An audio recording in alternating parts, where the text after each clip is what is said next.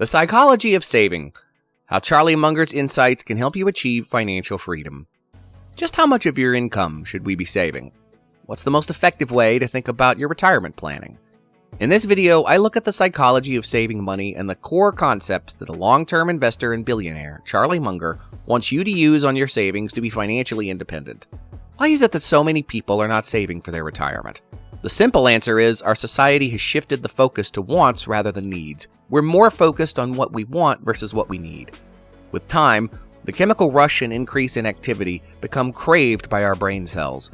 Even when our purchases cause us to save less money, the necessity might keep us in a spending mentality. Spend money and you'll experience a surge of joy and acquire something you can call your own. It may seem like you're getting nothing at all when you save. On the other side, you're hurting your financial building.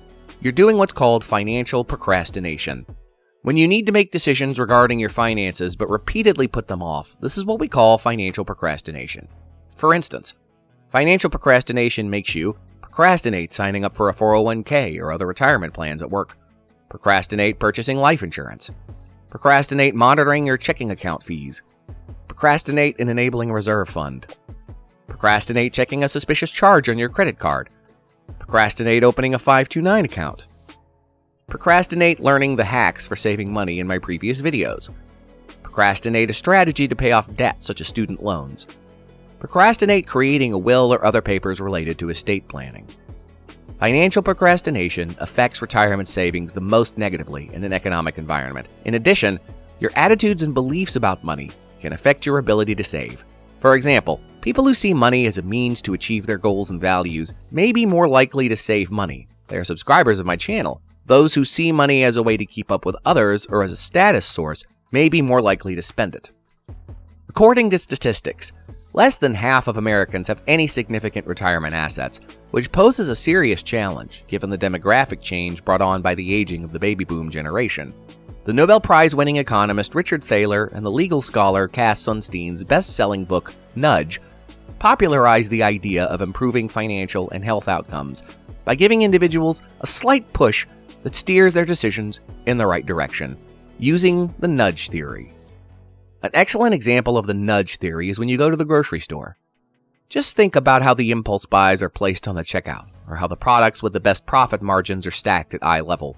The idea behind the nudge theory is that you may coerce yourself into altering your behaviors by using mild suggestions and positive reinforcement. Instead of limiting your conduct, you overexpose yourself to positive influences and minimize your exposure to temptations that are negative for you. You must want to make a difference in your life and the world and quit getting tripped up on little things. You have to brush off things off your shoulder and have a drive that says you will not be deterred by anyone else or anything because you're stronger than that. Easy choices, hard life. Hard choices, easy life. How do you nudge yourself into your first $100,000? You start by making it easy for yourself. Implement the Buy 5 rule. Try to devote no more than 50% of your take-home pay to necessary expenditures, 15% of your pre-tax income to retirement savings, RRSP, and 5% to emergency savings. Another way to start shifting from an attitude of development to a philosophy of maintenance. It took me the first 2 years of my life squandering all my money to realize this one simple thing. We spend because we hope that life will be better afterward. And it can be if you have a plan. But it usually won't be because most of us don't have an organized lifestyle in place, with regular acquisitions to replenish it. So we find ourselves with a $500 impulse buy ashtrays and standing magazine orders and no cash left by December 31st. It is an organized lifestyle you must create first, to have a stable basis that sustains you and gives you something to measure your need against. It may also be helpful for people to set financial goals for themselves and make a plan for achieving them. This can give them a sense of purpose and motivation to save money. Saving comes first when we must make difficult financial decisions and make cutbacks that appear essential. Saving money can help you feel more financially secure and give you a sense of accomplishment and control over your finances. It can also help reduce stress and anxiety about financial matters. Overall, the psychology of saving money involves understanding and managing one's financial behaviors and attitudes, and setting and working towards financial goals. Now that you've nudged yourself and saved your first $100,000, how do you make it grow? Munger believes it is best to invest in a small number of assets after comprehensively analyzing them. So how do you pick a worthy enterprise and be rich in stocks? Simple. Buy low and sell high. Invest in what you know and what you use. My son, who's 14 now, used his stock fund at 14, so we started all the kids out with $5,000. He bought Under Armour, Apple, and Netflix. All went up huge, and he turned $5,000 into $15,000 in just 2 years. I wish I'd done as well over those 2 years. If you're ready to start investing, click the link in the description. My son observed that the local youth football and high school teams switched from Nike jerseys to Under Armour, which was better. He noticed that more of his friends at school had an iPhone, nearly 2-to-1 over Samsung. He also saw that most of his friends watched Netflix and not cable. He invested in what he knew. The goal is to avoid making poor judgments by keeping your emotions out of your investments.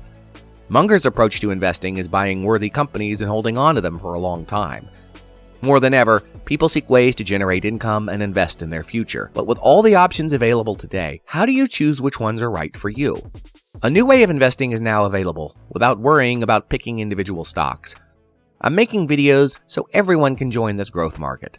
My videos help you choose the right stocks for yourself or your family. Hit that subscribe button and turn on the notification bell to see when my videos go live. Charlie is the man behind Warren's riches. Without Charlie's stock-picking approach, Warren wouldn't have been the Warren we know. Before meeting Charlie, Warren Buffett had a different approach to stock picking called the cigarette butt approach. He would buy stocks of the companies that were heavily battered, and it was observed that they would rebound for a short period. Years passed, and when he met Charlie, everything changed. Charlie convinced Warren to follow the value investment approach, and the rest is history.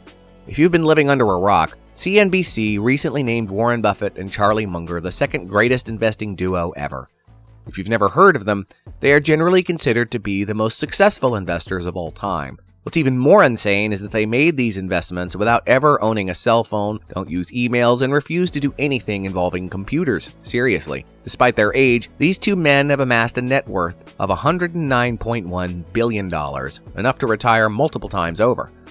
Reaching your first $100,000 might provide the stability you need to withstand unforeseen financial turbulence. The earlier you begin to invest and save, the more time you'll have to build your money. It's similar to a garden in that you can let time do its thing without constantly monitoring a grapevine. Capital gains, dividends, and interest are the payouts. Charlie Munger's words have influenced my personal development, investment philosophy, and overall outlook on life. Charlie Munger is excellent at applying this type of psychological thinking and applying it to finance.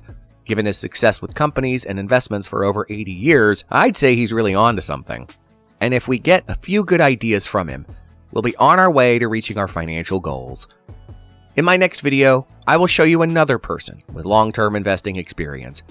This person will show you how to use his tricks to become financially independent. You'll learn all about investment opportunities and specific tips on how to make money with the money you have now.